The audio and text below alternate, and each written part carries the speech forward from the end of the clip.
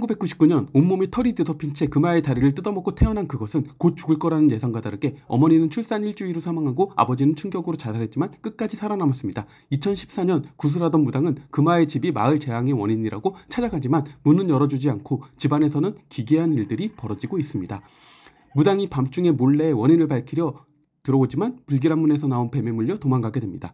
후원을 목적으로 사이비 종교의 실체를 밝히며 문제를 일으키는 박웅재 목사는 역시나 후원을 노리고 사슴동산이라는 단체를 조사하기 위해 강원도로 향하고 원래 단체에 심어놨던 고요새벽에는 이상한 게 전혀 없다는 얘기만 듣게 되는데 그 와중에 경찰은 콘크리트 속에서 여중생으로 보이는 시신을 발견하고 박웅재는 후원금 때문에 불교종단의 사슴동산을 설명해보지만 근거가 없다고 거절당하고 후배인 해안스님의 도움을 간신히 받게 됩니다.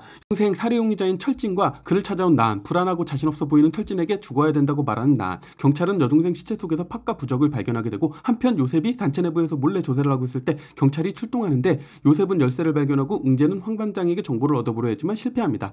철진은 불안함에 환각을 볼 정도로 불안정한 모습을 보이고 해안 스님에게 사슴동산에서 모시는 신이 이상하다는 얘기와 의심스러운 지역에 대한 힌트를 얻은 웅재는 요셉이 훔쳐놓은 열쇠로 법당에 몰래 침입해서 철진의 것으로 보이는 흔적을 발견하고 정체를 알 수 없는 경전을 손에 넣게 됩니다. 황 반장은 용의자인 철진을 잡기 위해 잠복을 하지만 어머님에게 의미심장한 말을 남긴 철진은 결국 목을 매서 사망하게 되고 사건은 미궁에 빠지게 됩니다. 그 후 나한은 금화의 집 주소를 입수해서 집까지 찾아가 멀리서 금화를 감시하는 모습을 보이고 금화는 할머니의 강요에 싫지만 어쩔 수 없이 그것의 식사를 챙기고 있습니다. 웅재는 가져온 경전이 동방교 김재석에 의해서 만들어졌다는 걸 알게 되고 총무원장에게 김재석의 사진과 범상치 않은 인물이라는 얘기를 듣게 되는데 신문기사에서 발견한 김재석이 후원했던 교도소로 방문해서 김재석의 양자가 된 4명의 살인범이 뭔가 역할이 있음을 알게 됩니다.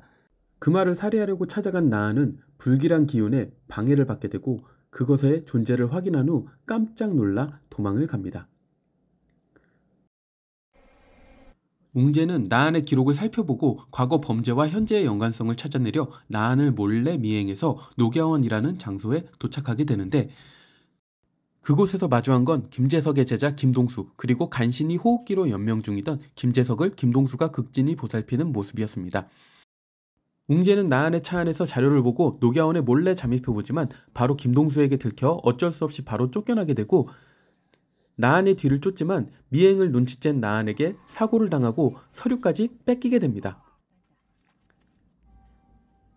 웅재는 황 반장에게 자신이 본 사실을 얘기하지만 전혀 믿어주질 않고 도망치듯 집을 떠나려다가 불길한 기운에 다시 집으로 돌아가는 금화. 웅재는 종교 행사에 김재석과 인연이 있는 내충탄파가 참석한다는 걸 알고 해안 스님에게 만나게 해달라 부탁을 하고 그 사이 금화는 나한에게 납치당하게 됩니다. 내충템파를 만난 웅재는 김재석의 과거와 비밀 그리고 그의 천적이 금화와 그것 쌍둥이라는 사실과 과거부터 현재까지의 사건의 연결고리를 알게 되는데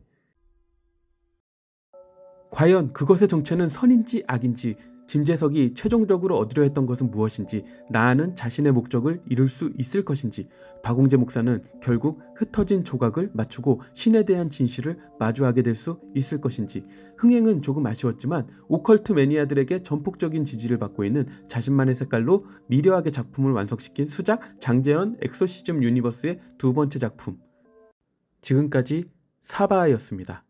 감사합니다.